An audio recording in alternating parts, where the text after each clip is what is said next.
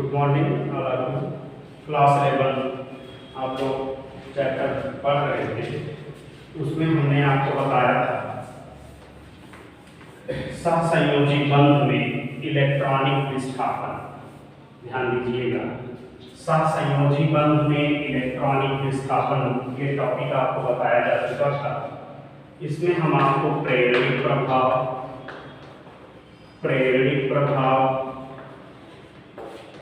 Electromagnetic प्रभाव, प्रेरणिक प्रभाव, electromagnetic प्रभाव, अतिसंयुग्मन और अनुनाद, ये 4 टॉपिक आपको बता दिए थे। ठीक, आज आप लोगों को सहसंयोजी बंधों का विदलन पढ़ाया जाएगा। सहसंयोजी बंधों का विदलन। ठीक, तो इसमें आप लिखते हैं cleavage of covalent bond, cleavage of covalent bond. चलिए इस टॉपिक को आप लोग हेडिंग बनाइए और आज आपको इसको बताया जाएगा क्लीवेज ऑफ कोवैलेंट बॉन्ड, सहसंयोजी बंधों का विदलन। तो देखो आप लोग इसमें एक बार क्लियर करिएगा। हमने लिखा विदलन, तो देखो विदलन का अर्थ होता है, विदलन का अर्थ होता है टूटना। ध्यान दीजिएगा, विदलन का अर्थ होता है टूटना, यानी कि क्या कहेंगे, सहसंयोजी बंधों के टूटने की क्रिया को बंध विदलन कहते हैं। सहसंयोजी बंधों के टूटने की क्रिया को बंध विदलन कहते हैं। अब आप देखिए कोवैलेंट बॉन्ड किस तरीके से कैसे बनता है। जैसे ए और बी नाम के 2 परमाणु हैं, ये परस्पर इलेक्ट्रॉन की शेयरिंग करके बॉन्ड फॉर्मेशन कर लेते हैं। बंध का निर्माण कैसे करेंगे, इलेक्ट्रॉन की शेयरिंग करके। ठीक, अब एक इलेक्ट्रॉन इस परमाणु का, एक इलेक्ट्रॉन इस परमाणु का, दोनों अपने अपने इलेक्ट्रॉन को शेयर किए और एक सिंगल कोवैलेंट बॉन्ड का फॉर्मेशन किए। ठीक, जानकारी के लिए आप जानते रहिए, जैसे अगर कोई परमाणु के बीच में सिंगल कोवैलेंट बॉन्ड बना है, किसी के बीच में डबल कोवैलेंट बॉन्ड बना है या किसी के बीच में ट्रिपल कोवैलेंट बॉन्ड बना है, तो इनकी जो कंडीशन होती है, एक covalent bond, single covalent bond के निर्माण में minimum number of electron 1 pair, यानी कि एक जोड़ी का मतलब 2 इलेक्ट्रॉन।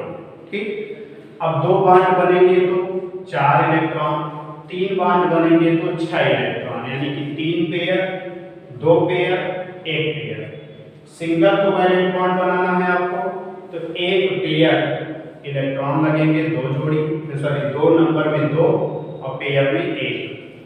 2 कोवैलेंट बॉन्ड बनाना है तो 2 जोड़ी यानी कि नंबर में 4। 3 कोवैलेंट बॉन्ड बनाना है तो 3 जोड़ी यानी कि नंबर में 6 इलेक्ट्रॉन ये पार्टिसिपेट करेंगे। ठीक, अब देखो, अब ये दोनों एक इलेक्ट्रॉन इसका है, एक इलेक्ट्रॉन इसका है, दोनों अपने अपने इलेक्ट्रॉन को बराबर साझेदारी करेंगे। दोनों के बराबर की साझेदारी के फलस्वरूप परमाणु ए परमाणु बी से जुड़ गया है। दोनों अपने एक इलेक्ट्रॉन की शेयरिंग किए और ए बी के साथ बाइंड कर गया। ठीक, अब हम पढ़ रहे हैं विदलन। जैसे ये दोनों जुड़ते हैं उसी तरीके से इनमें योगदान किसका है, एक इलेक्ट्रॉन इसका है, एक इलेक्ट्रॉन इसका है। अब ये क्या होगा, जब किसी कारणवश ये बॉन्ड को हम क्लीवेज कर रहे हैं, यानी इस बंध को तोड़ रहे हैं, तो इसकी 2 प्रावस्थाएं हो सकती हैं। ध्यान दीजिएगा, टूटने पर 2 क्रिया हो, या ये दोनों इलेक्ट्रॉन अपने अपने ले लेंगे, दोनों अपने अपने इलेक्ट्रॉन ले लेंगे, या दोनों में से कोई एक इलेक्ट्रॉन दे दिया, एक ले लिया। ये कंडीशन कब बनेगी? जब ए की विद्युत ऋणात्मकता बी से कम है, तब ए के इलेक्ट्रॉन को बी परमाणु अपनी ओर अट्रैक्ट कर लेगा, या जब ए की विद्युत ऋणात्मकता बी से ज्यादा है तो ए अपने इलेक्ट्रॉन ले लेगा, बी को छोड़ दिया जा रहा। देखें, ये बंध टूटने की दो कंडीशन, एक तो बांड टूटने पर इलेक्ट्रॉन दोनों परमाणु पर बराबर बराबर बंट जाए, एक तो बांड टूटने पर किसी पर कम किसी पर ज्यादा इलेक्ट्रॉन वितरित हो जाए। तो इस तरीके से बंध टूटने की दो प्रक्रिया है। ठीक, अब इसमें देखिए क्या ऐसे हो सकता है। जब, ध्यान दीजिएगा, यहां फिर से लिख रहे हैं, ए और बी के बीच बना बंध टूटा और दोनों अपने अपने इलेक्ट्रॉन ले लिए, ए अपना ले लिया, बी अपना ले लिया। तो यहाँ जो बंध का वियोजन हुआ है, बंध टूटने की जो क्रिया हुई है वो होमोलिटिकली हुई है।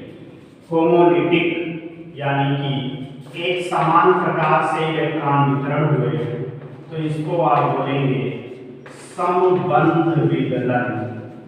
ध्यान दीजिए, मैंने क्या कहा कि अगर एक समान टाइप से बांड के टूटने के बाद इलेक्ट्रॉनों का वितरण समान प्रकार से होगा तो इसको हम लिखेंगे समबंध विदलन। और इसी समबंध विदलन का एक नाम है होमोलिटिक बंध विदलन। होमोलिटिक बंध विदलन। फिर से ध्यान दीजिए, मैंने क्या कहा कि बंध के टूटने पर यदि दोनों इलेक्ट्रॉन बराबर बराबर मात्रा में बंट जा रहे हैं, दोनों परमाणुओं को बराबर बराबर इलेक्ट्रॉन मिल रहे हैं, तो इस तरीके के बंध वियोजन की घटना को एक समान प्रकार का बंध वियोजन यानी कि समबंध विदलन या होमोलिटिक बंध विदलन कहते हैं। अब ऐसे ही ए और बी के बीच का जो बंध है टूटा, टूटने के फलस्वरूप किसी एक परमाणु पर ज्यादा इलेक्ट्रॉन और किसी एक परमाणु पर कम इलेक्ट्रॉन। ध्यान दीजिए, यहाँ टूटा, टूटने के बाद ए को इलेक्ट्रॉन कम मिले और बी को इलेक्ट्रॉन अधिक मिले। ठीक, तो इस तरीके से जब टूटता है तो इसका नाम होता है विषम बंध विदलन।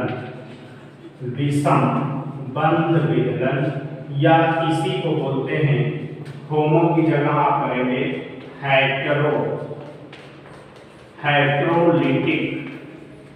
हेट्रोलिटिक बंध विदलन। ध्यान दीजिएगा मेरी बात को। अगर बंध के इलेक्ट्रॉन इस तरीके से बढ़े कि किसी एक को कम इलेक्ट्रॉन मिला, किसी एक को अधिक इलेक्ट्रॉन मिला, तो यहाँ पर विषमता दिख रही है, इलेक्ट्रॉन के वितरण में विषमता दिख रही है। यहाँ समान टाइप से वितरण हुआ, यहाँ डिफरेंट टाइप का वितरण हुआ। तो जब डिफरेंट टाइप का इलेक्ट्रॉन का वितरण होगा तो इसको लिखेंगे विषम बंध विदलन या हेट्रोलिटिक बंध विदलन। ठीक, अब देखो इसके फलस्वरूप कुछ बन रहे हैं। यहाँ देखो इलेक्ट्रॉन लेकर दोनों अलग अलग हो गए हैं। तो इस तरीके से जो रचना बनती है उसको हम बोलते हैं मुक्त मूलक यानी कि फ्री रेडिकल। यहाँ जो बना इसका नाम है मुक्त मूलक। इसके टूटने पे जो पॉजिटिव वाला बना इसका नाम है कार्बोनियम आयन। कार्बोनियम आयन या किसी कार्बोनियम आयन को एक नाम देते हैं कार्बोकेटायन। कार्बोकेटायन, कार्बोनियम आयन या कार्बोकेटायन। और जो नेगेटिव चार्ज वाला बना हुआ है इसको बोलते हैं कार्बेन आयन। कार्बेन आयन या इसी को बोलते हैं कार्बेनियन। कार्बेनियन ये आपको बुक में मिलेगा। चाहे कार्बोनियम आयन या कार्बोकेटायन बोले पॉजिटिव वाले को, नेगेटिव वाले को कार्बेन आयन या कार्बोएनियन भी बोलते हैं। ठीक, तो ये जो आपको मिल रहा है टर्म मुक्त मूलक, carbonium ion, carbocation, carbene ion, ये जो मिल रहे टर्म आपको, इनको आपको अलग से पढ़ना है। इस पर शार्ट नोट आती है, अलग से टिप्पणी आती है। सबसे पहला टॉपिक क्या होता है कि बंध विदलन किसे कहते हैं। एक क्वेश्चन ये बन जाता है आपका बंध विदलन, तो आप इसमें क्या लिखेंगे, डिफिनीशन दे देंगे और ये कितने टाइप का होता है इसको दे देंगे। ठीक, तो बंध विदलन के टाइप क्या होंगे, बंध विदलन किसे कहेंगे, सहसंयोजी बंधों के टूटने की क्रिया को बंध विदलन कहते हैं। यह दो टाइप से होता है, पहला संबंध विदलन, दूसरा विसंबंध विदलन। संबंध विदलन क्या है, परमाणुओं के मध्य बना बंध टूटने पर बॉन्ड में उपस्थित इलेक्ट्रॉनों का वितरण एक समान प्रकार से दोनों परमाणुओं पर हो जाता है, तो इसे संबंध विदलन कहते हैं। संबंध विदलन के फलस्वरूप जो स्पीसीज आपको मिलेगी उसको हम मुक्त मूलक कहते हैं। ध्यान से सुनिएगा, बंध में उपस्थित इलेक्ट्रॉन के बराबर मात्रा में वितरण को संबंध विदलन या होमोलिटिक बंध विदलन कहते हैं। संबंध विदलन के फलस्वरूप बनी नई रचना को हम मुक्त मूलक कहते हैं। इसी तरीके से परमाणु के बीच बने बंध के टूटने पर बंध में उपस्थित इलेक्ट्रॉनों का वितरण असमान प्रकार से होने पर इसे विसंबंध विदलन या हेट्रोलिटिक बंध विदलन कहते हैं। अब हेट्रोलिटिक बंध विदलन के फलस्वरूप दो तरीके की स्पीसीज बनी, एक पॉजिटिव चार्ज वाली, एक नेगेटिव चार्ज वाली। तो पॉजिटिव चार्ज स्पीसीज को कार्बोनियम आयन या कार्बोकेटायन कहते हैं, जबकि नेगेटिव चार्ज स्पीसीज को कार्बोएन आयन या कार्बोएनियन कहते हैं। अब चले आप लोग ध्यान दीजिएगा, हमने कहा कि इनको आपको डिटेल में भी पढ़ने हैं। चलिए इसके बाद आप कितना स्क्रीनशॉट कर लीजिएगा। इसके बाद आप हेडिंग डालिए मुक्त मूलक। चलिए देखिए मुक्त मूलक, मुक्त मूलक इसको हम क्या बोलते हैं, फ्री रेडिकल, फ्री रेडिकल मुक्त मूलक।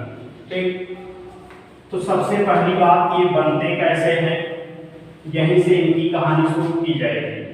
आपने देखा क्या कि दो परमाणु के बीच बना बॉन्ड टूटने पर दोनों अपने अपने इलेक्ट्रॉन को ले लिए, इस तरीके से बना था। इसको हम संबंध विदलन के नाम से जाने। और इसमें क्या बना, दोनों अपने अपने इलेक्ट्रॉन को ले लिए, इनसे हमने अभी बताया था क्या इनका नाम है, फ्री रेडिकल मुक्त मूलक। डिफिनीशन बनाइए, यहीं से आप क्या लिखेंगे, संबंध विदलन के फलस्वरूप बनने वाली नई स्पीसीज जिसमें केंद्रीय कार्बन परमाणु पर आयुग्मित इलेक्ट्रॉन होता है। आयुग्मित इलेक्ट्रॉन होने के कारण ये अनुचुंबकीय प्रकृति के होते हैं और ये किस फलस्वरूप बने, संबंध विदलन के। इस कारण से इनको हम मुक्त मूलक कहते हैं।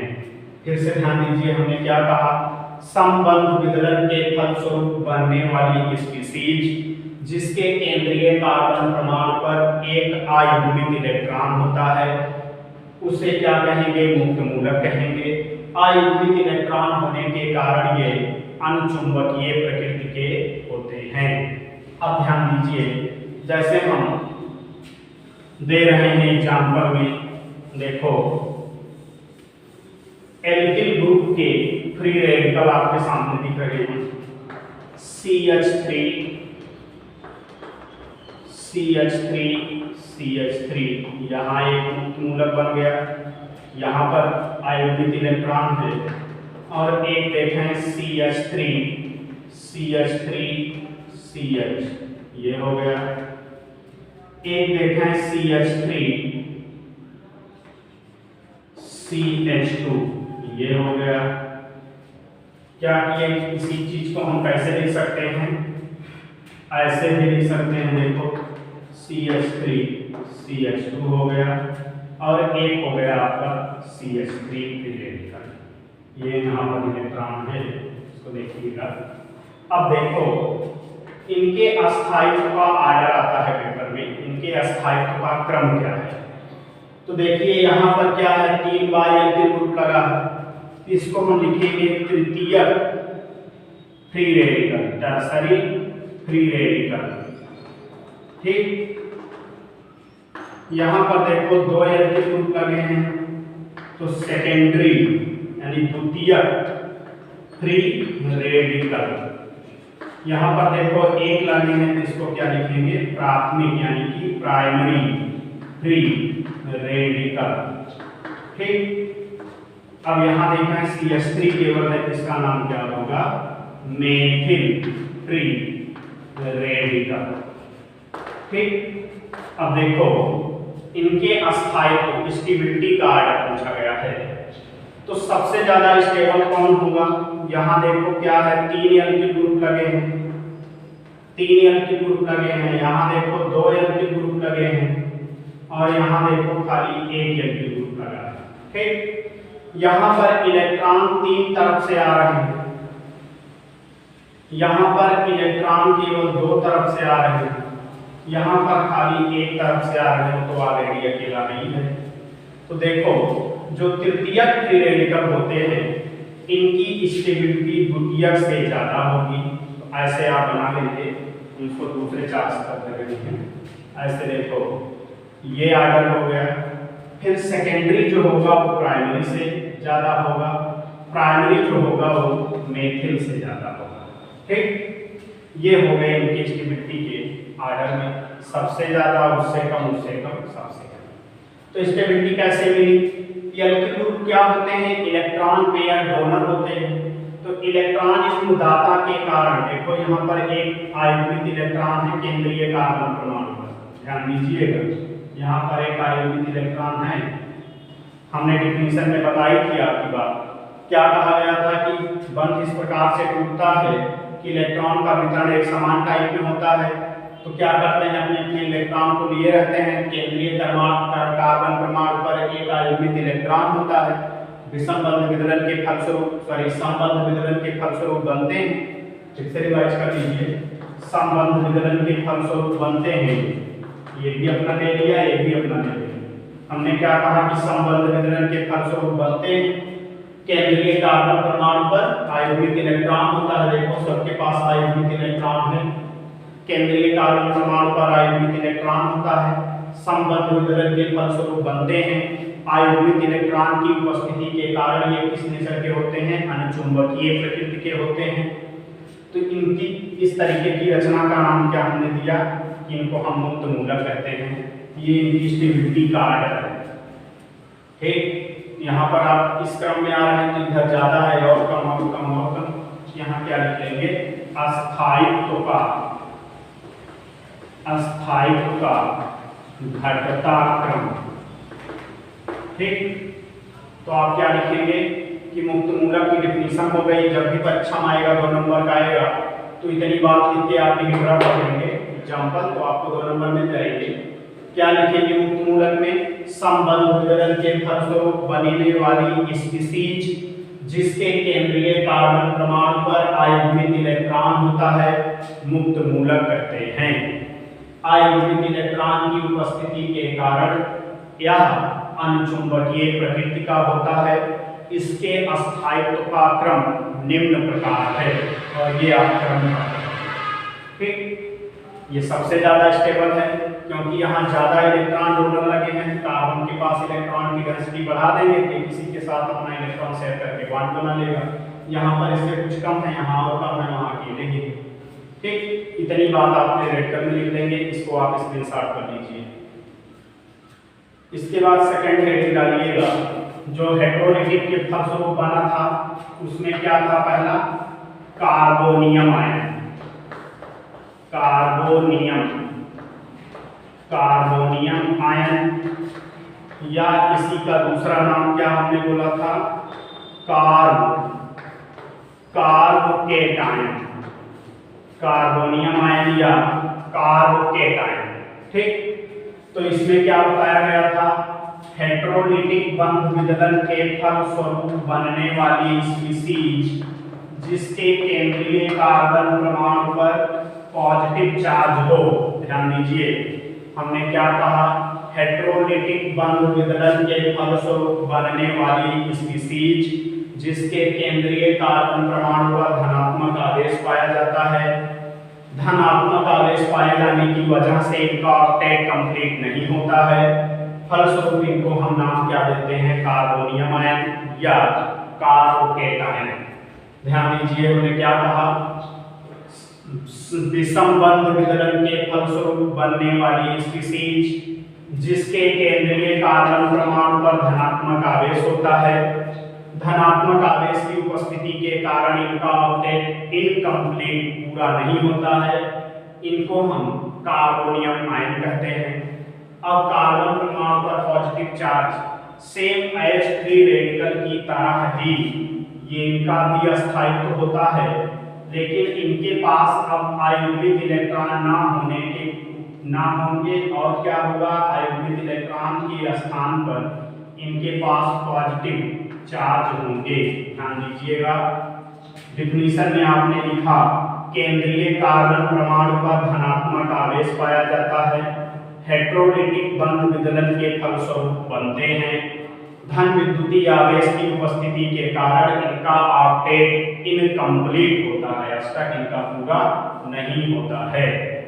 इनके अस्थायित्व का क्रम निम्न प्रकार है, सेम एज रहेगा, बस पॉजिटिव चार्ज लगा दीजिएगा। जिस तरीके से हमने यहाँ क्या लिखा, तृतीयक फ्री रेडिकल, अब वही तृतीयक फ्री रेडिकल, द्वितीयक फ्री रेडिकल, प्राथमिक फ्री रेडिकल, इसी जगह तृतीयक कार्बोनियम आयन, तृतीयक कार्बोनियम आयन, द्वितीयक कार्बोनियम आयन और प्राथमिक कार्बोनियम आयन, प्राथमिक कार्बोनियम आयन, और यहाँ methyl carbonium ion, methyl carbonium ion. ये ड्रॉ कर लीजिए, आप इसका स्क्रीनशॉट कर लीजिए, सेम एज है, बस पॉजिटिव चार्ज लगा दीजिएगा। फ्री रेडिकल में क्या हमने किया था, वहां पर आयोडीन इलेक्ट्रॉन रख दिया था, यहाँ पर पॉजिटिव चार्ज रख दीजिए। डिफिनीशन में क्या होगा, वहां संबंध विदलन के द्वारा बना था, यहाँ भी संबंध विदलन के द्वारा बना है। विषम बंध विदलन के फलस्वरूप बनने वाली नई स्पीसीज जिसके केंद्रीय कार्बन परमाणु पर धनात्मक आवेश होता है, कार्बोनियम आयन कहलाता है। धन विद्युतीय आवेश की उपस्थिति के कारण इनका ऑक्टेट इनकम्प्लीट रहता है। इतनी बात को लिख के फिर आप नई लाइन से लिख लेंगे, इनके अस्थायित्व का क्रम निम्न प्रकार है, और ये आप आर्डर ड्रा कर दीजिए। ठीक, इसका स्क्रीनशॉट कर लीजिए। इसके बाद आप दूसरा क्या बना था, निगेटिव वाला। निगेटिव वाले का नाम मैंने क्या दिया था,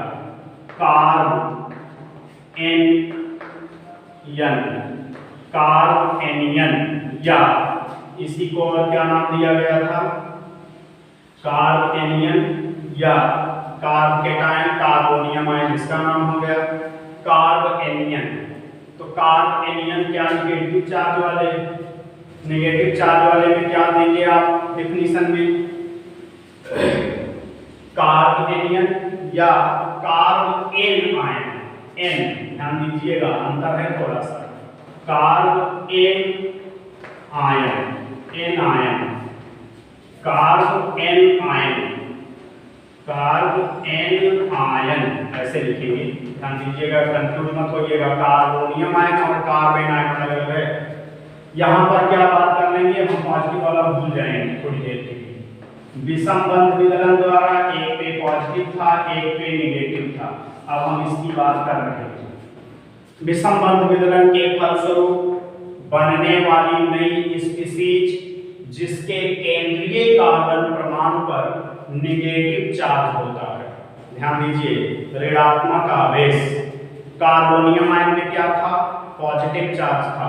तो विषम बंध विदलन के फलस्वरूप बनने वाली नई स्पीसीज जिसके केंद्रीय कार्बन परमाणु पर निगेटिव चार्ज होता है उसे कार्बेन आयन या कार्बोएनियन कहते हैं। ठीक, अब निगेटिव चार्ज के कारण क्या होगा, इनके पास क्या है, एक आयुर्विक इलेक्ट्रॉन है, उसको मान सकते हैं निगेटिव चार्ज मान सकते हैं। अब देखो इनके अस्थायित्व का क्रम बदल जाएगा। बदलने का मतलब क्या है, यही सिंबल आप उल्टा कर दीजिए इस तरीके से, ऐसे। अब जहां पॉजिटिव चार्ज लगा है वहीं पर निगेटिव चार्ज ड्रा कर लीजिए। ये हो गया आपका कार्बोएनियन। ठीक, क्यों ऐसा है, क्योंकि ये इलेक्ट्रॉन दाता हैं, इलेक्ट्रॉन दे रहे हैं, इलेक्ट्रॉन की डेंसिटी इस पर ऑलरेडी अधिक है, इसको कम करना चाहिए, तो ये और ज्यादा बढ़ाएंगे तो इनकी स्टेबिलिटी घटती चली जाएगी। यहाँ स्टेबल कम होगा, यहाँ और कम और ज्यादा हो जाएगा, क्योंकि यहाँ पर डोनर 2 है, यहाँ पर डोनर 3 है, यहाँ पर डोनर 1 ही है, यहाँ अकेला है ये, तो ये उल्टा क्रम हो जाएगा। ध्यान दीजिएगा, निगेटिव चार्ज वाले में यही क्रम उल्टा हो जाता है। अब यहाँ पर जो हमने लिखा घटता क्रम, यही आप कर लेंगे बढ़ता क्रम। ठीक, अस्थायित्व का बढ़ता क्रम। तो जो मेथिल कार्बोनियम आयन है, कार्बोनियम आयन की जगह हम इसी को हम क्या लिखेंगे, methyl carbene ion, carbene ion, methyl carbene ion. Primary carbene ion, secondary carbene ion, और यहां क्या था, टर्शियरी कार्बेन आयन। ठीक, तो इस तरीके से आप ड्रा कर लेंगे। फिर से एक बार रिवाइज कर लें हमारे साथ। हमने क्या बोला, विषम बंध विदलन के फलस्वरूप बनने वाली नई स्पीसीज जिसके केंद्रीय कार्बन परमाणु पर ऋण विद्युतीय आवेश होता है, उसे कार्बेनियन या कार्बेन आयन कहते हैं। निगेटिव चार्ज के कारण ये इलेक्ट्रॉन भी इनके पास आयोजित है। इनके अस्थायित्व का क्रम निम्न प्रकार है। चाहे तो आप इसको दिखाएं या ना दिखाएं, क्योंकि इसको हमने आपको समझाने के लिए बनाया था कि इलेक्ट्रॉन डोनर होते हैं, इसको दिखाने की जरूरत आपको नहीं है। तो इस तरीके से आप क्या कर लीजिए, इसका स्क्रीनशॉट कर लीजिए। तो ये आपका है सहसंयोजी बंधों का विदलन। विदलन हुआ, दो तरीके से हुआ, हेट्रोलिटिक, होमोलिटिक। होमो के फलस्वरूप क्या बना, हेट्रो के फलस्वरूप क्या बना, और उनकी डिटेल आपने यहाँ पर देखी। ये कंप्लीट जब भी परीक्षा में आता है, 5 नंबर में आता है, पूरा आएगा जब, नहीं तो इसमें 60 नोट पूछते हैं, थोड़ा थोड़ा अलग अलग कर देते हैं। जैसे विदलन केवल पूछ लिए कि सहसंयोजी बंधों का विदलन क्या है, तो 2 नंबर में आ गया तो दोनों डिफिनीशन दे देंगे, एक एग्जाम्पल इसी तरीके से दिखा देंगे आप, तो ये आपका हो जाता है। अगर इन तीनों में से कोई एक आता है तो अकेले 2 नंबर में आता है, तीनों में से कोई एक आता है तो अकेले 2 नंबर में आता है। जैसे आपने पूछ लिया आपसे कि मुक्त मूलक, निम्न पर टिप्पणी लिखो, आ गया पहला मुक्त मूलक, ये टिप्पणी में आ गया, तो आप इसको अलग से डिफाइन करेंगे तो आपको 2 नंबर मिलेगा। पूरा एक साथ आएगा तो 5 नंबर देगा आपको। तो इसमें क्या लिख लेंगे आप, होमोलिटिक बंध विदलन के फलस्वरूप बनने वाली नई स्पीसीज जिसके केंद्रीय कार्बन परमाणु पर एक आयुर्विक इलेक्ट्रॉन होता है, उसे मुक्त मूलक कहते हैं। आयुर्विक इलेक्ट्रॉन की उपस्थिति के कारण यह अनुचुंबकीय प्रकृति का होता है। इतनी बात नहीं कि स्टेबिलिटी आर्डर दे देंगे आप। ठीक, तो ऐसे आपको 60 नोट आता है तो ठीक, लॉन्ग में आता है तो ठीक, इतना आपको ड्रा करना है, इतना आपको यहाँ पर ऐड करना है मैटर। इसका स्क्रीनशॉट कर लीजिए आप लोग। तो ये आपकी पूरी कहानी है सहसंयोजी बंधों का विदलन। आपको नेक्स्ट टॉपिक में हम पढ़ाएंगे कार्बनिक अभिक्रिया, इसके टाइप और इनकी क्रियाविधि, ऑर्गेनिक के रिएक्शन, उनके type of reaction and mechanism of reaction. तो इनके बाद वाले नेक्स्ट टॉपिक में आपको ये मिलेगा। तो आज के वीडियो में आप लोग इतना क्लियर करिए।